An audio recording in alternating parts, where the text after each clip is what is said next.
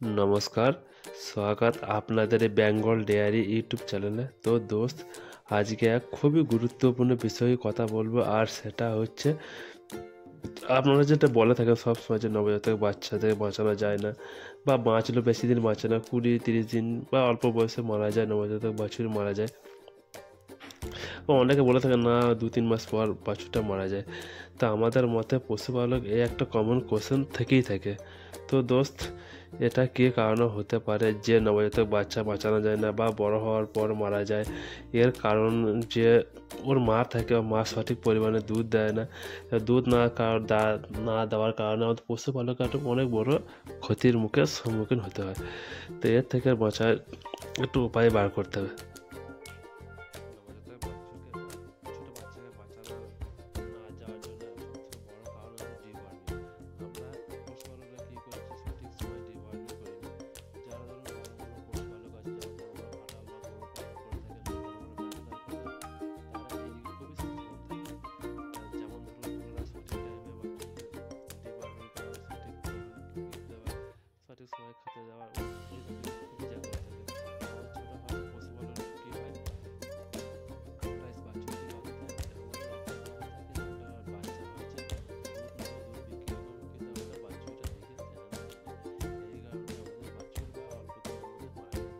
আর এর মারা যাওয়ার পেছনে সব থেকে বড় কারণ একটাই হচ্ছে, সেটা হচ্ছে ডিওয়ার্মিং করা। ডিওয়ার্মিং করানো খুবই জরুরি এবং খুবই দরকার। তো ডিওয়ার্মিং করানোর জন্য আমরা থেকে জানতে হবে যে প্রথম ডোজ কখন দেবো, কতদিন পর দেবো এবং কীভাবে দেবো, এবং ডিওয়ার্মিং জন্য কোন ওষুধ দিলে সব থেকে ভালো হবে, এটা আমাদেরকে আগে জানতে হবে। তারপরে আমরা ডিওয়ার্মিং কথা চিন্তা ভাবনা করবো। ডিওয়ার্মিং করার আগে আমাদেরকে আগে জানতে হবে যে ডিওয়ার্মিং জিনিসটা কী, কী কারণে আমরা ডিওয়ার্মিং করবো।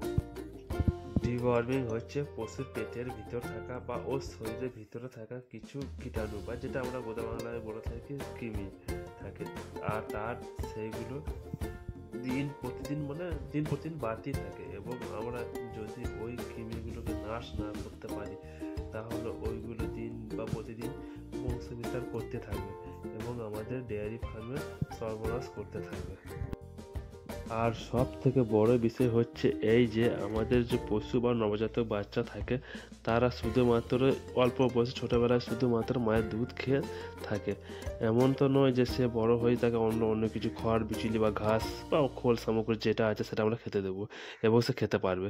তাই সে শুধুমাত্র মায়ের দুধ খাওয়ার ফলে কী হয়, তার রোমেন বা আমরা গোদা বাংলা যেটা বলি পেটের মধ্যে কৃমি হতে থাকে এবং প্রচুর পরিমাণে বাড়তে থাকে। তার ফলে কী হয়, খাদ্যনালীর মধ্যে জমা হয়ে যায় কৃমিগুলো, এবং যার জন্য সে অনেক কমজোর হয়ে থাকে বা দুর্বল হয়ে থাকে। এর ফলে অনেক সময় ডায়রিয়াও দেখা যায়, এবং লক্ষ্য করে দেখবেন যে ডায়রিয়ার সময় যখন দেখবেন কিছু কিছু সময় যেন রক্তপাতও দেখা যায়। এর জন্য বাছুর অনেক কমজোর হয়ে যায়।